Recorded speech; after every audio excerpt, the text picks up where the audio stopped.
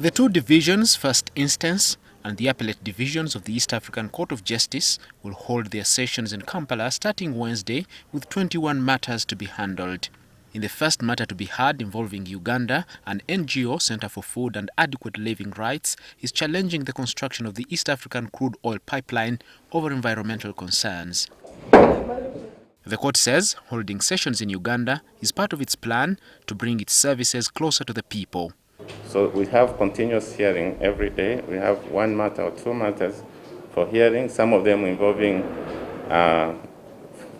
witnesses. But then we also deliver rulings and judgments starting from the 28th of November up to the end of our hearings on 2nd December. Ordinarily, there will be some disruption of our normal routine, but we've made arrangements to minimize this as much as possible. So we shall have the two courts running at the same time.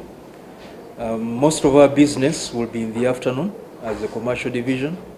The regional court does not have appellate jurisdiction over EAC national courts, but it can check the decisions of the local courts and determine if they comply with the obligations of the East African Community Treaty.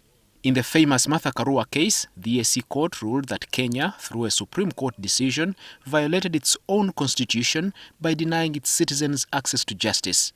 Usually there are consequences which have been looked at by nation-states as interfering with their sovereignty. What do you mean by independence? But it's like if you go into a marriage, if you used to be sleeping with the shoes, but once you are married, there are behaviors you have to step down. Matters handled by this court, according to the President, Justice Nestor Kayobera, are not limited to judgments.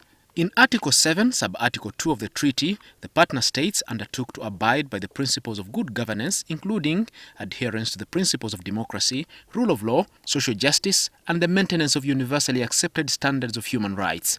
This means if you are aggrieved by a decision or action taken by government or its institution, and you are convinced that the action violates the article, you can run to the EAC court for remedies, even if you do not file a case locally. So there is no rule of exhaustion of local remedies. So you don't need to exhaust local remedies in Uganda or in Burundi or in any country, but you must come within 60 days since the occurrence of that action you are complaining against. In such an instance, you would sue the Attorney General. However, the burden of proving that the action you are complaining against was committed by government or its institution would lie with you. Assuming the matter involves the police or army, a smart Attorney General might blame the errant officer for your pain, and proof of an internal disciplinary mechanism against that officer would likely not miss in the defense at the EAC court. But that does not mean there are no individuals who have won cases in the EAC court. But for us, we are happy that at least the partner states and the governments, they are complying with our judgments. Let me tell you, the case from Uganda against the Republic of Uganda, most of the cases, the Attorney General himself had been appearing to our court. Why? Because they fear losing the cases. EACJ said it's not in Kampala to rally citizens to flock the court with complaints against the government. But it's possible that the reason why many are not running to the court is due to the lack of knowledge and the court being inaccessible. Muhumuza, NTV.